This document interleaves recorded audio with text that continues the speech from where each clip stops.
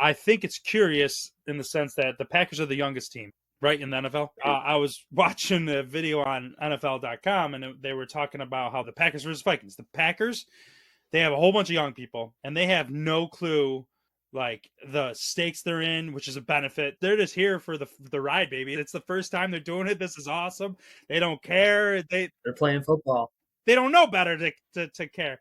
And then the Vikings, we are the Castaways. We got the Sam Darnolds. Yeah. We got the Aaron Jones who got replaced. We got Stephon Gilmore, the journeyman. We have all these castaways. And it was a funny take on it that you got the newcomers who don't know any better, and you got the castaways who are just trying to prove people wrong.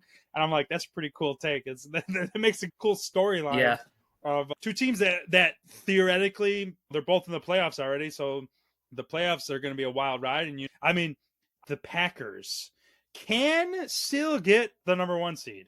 It is very difficult. Yes, it's very difficult. It involves a lot of people losing. Yeah, lots of things. Yeah, I think the Eagles have to lose out, which is unlikely. The Lions have to lose out. The Vikings have to lose to the Packers, obviously, but then the Vikings win. Packers would have the tiebreaker over the Vikings for the division. The Lions would actually be third because they would have lost out. Or no, sorry. Vikings would be because they would lose the tiebreaker to Detroit. It's not going to happen. Yeah, it's just not going to happen.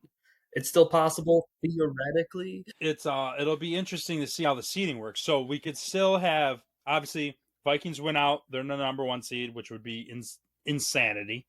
If the Vikings lose to the Packers and the Packers win next week, so the Packers win out, the Packers would actually want to be rooting for Detroit, because the Vikings, if we lose out, would actually drop to the 6th seed.